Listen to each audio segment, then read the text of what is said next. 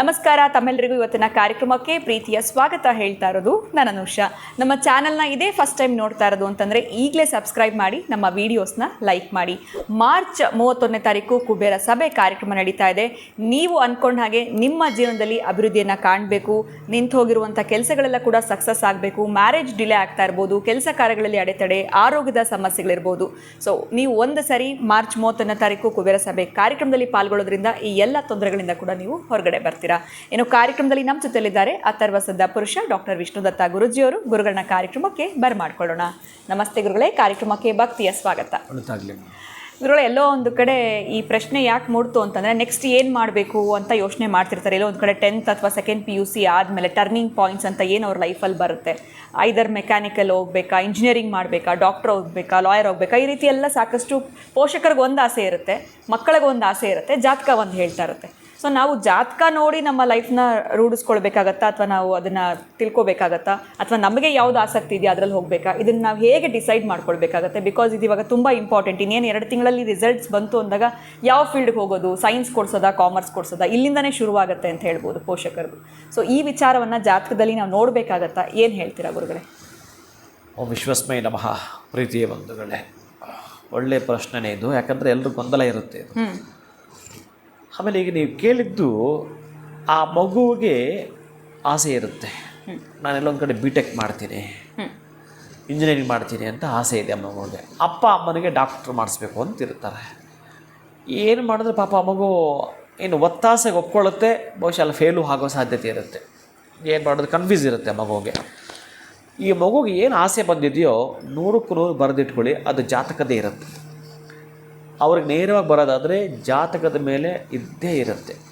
ಅಂತಹ ಗ್ರಹಗಳು ಅವರಿಗೆ ಅನುಕೂಲ ಸ್ಥಿತಿಯಲ್ಲಿ ಇರುತ್ತವೆ. ಅಂತಹ ಅನುಕೂಲ ಸ್ಥಿತಿಯಲ್ಲಿ ಇದ್ದದ್ದಕ್ಕೇ ಆ ಮಗುನ ಟರ್ನ್ ಮಾಡುತ್ತೆ. ಇನ್ನು ಕೆಲವರು, ಈ ಒಂದು ಎಕ್ಸಾಂಪಲ್, ಈಗ ಶುಕ್ರ ಚೆನ್ನಾಗಿದ್ದಾಗ ಒಂದು ಮಾಡೆಲಿಂಗನ್ನು ಆಯ್ಕೆ ಮಾಡಿಕೊಂಡು ಅದರಲ್ಲಿ ಮುಂದುವರೆದು ಬಿಡ್ತಾರೆ. ಶುಕ್ರ ಎಲ್ಲಿದ್ದರೆ ಅದು ಆಗೋದು. ಆಮೇಲೆ ಅವ್ರ ಮನಸ್ಸಿಗೂ ಬರುತ್ತೆ ಅದು, ಅದನ್ನು ಮಾಡಬೇಕು ಅಂತ. ಆಮೇಲೆ ನಾನು ಒಂದು ಎಜುಕೇಷನ್ ಏನೇ ಮಾಡಿದ್ರು ಬಿಸ್ನೆಸ್ಗೆ ಹೋಗ್ತೀನಿ ಅಂತ ಒಂದು ಪ್ಲ್ಯಾನ್ ಮಾಡ್ಕೊಳ್ತಾರೆ. ಇನ್ನು ಕೆಲವರು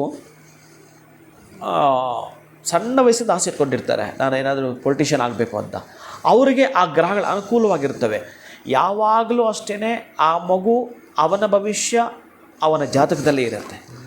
ಇದನ್ನು ಹುಡುಕಿ ಕೊಟ್ಟು ಕರೆಕ್ಟಾಗಿ ಅವರು ನೀಟಾಗಿ ಒಳ್ಳೆ ಅಸ್ಟ್ರಾಲಜರ್ ಹತ್ರ ತೋರಿಸಿ ಮುಂದುವರೆದಾದರೆ ಆ ಮಗುವಿನ ಆಸೆ ಆಕಾಂಕ್ಷೆಗಳಿಗೆ ಹೋಲಿಕೆ ಆಗುವಂಥದ್ದು ಜಾತಕದಲ್ಲಿ ಇರುತ್ತೆ. ಮ್ಯಾಚ್ ಆಗುತ್ತೆ, ಮ್ಯಾಚ್ 100ಕ್ಕೆ 100 ಆಗುತ್ತೆ. ಅಪ್ಪ ಅಮ್ಮಂದು ಬೇರೆ ಕನಸು, ಅದ್ರ ರಿಲೇಟೆಡ್ ಇದ್ದರೂ ಕೂಡ ಅದು 50% ಇರುತ್ತೆ. ಅವ್ರಿಗೆ ಆ ಕನಸುಗಳವು. ಆದರೆ ಈ ಮಗುವಿನ ಒತ್ತಡ ಈ ಕಡೆ ಇರುತ್ತೆ. ಈ ಮಗುವಿನ ಕನಸಿದು, ತಂದೆ ತಾಯಿ ಒತ್ತಡ ಹಾಗಿರುತ್ತೆ. ಅದಕ್ಕೆ ಜಾತಕ ರೀತಿಯ ಹೋಗೋದೆ, ಆದರೆ ಫೇಲ್ ಆಗಲ್ಲ, ಅದು ಸಾಧ್ಯವೇ ಇಲ್ಲ. ಫೇಲ್ ಆಗಲಿಕ್ಕೆ ಅವ್ರು ಆಗೋದೇ ಇಲ್ಲ.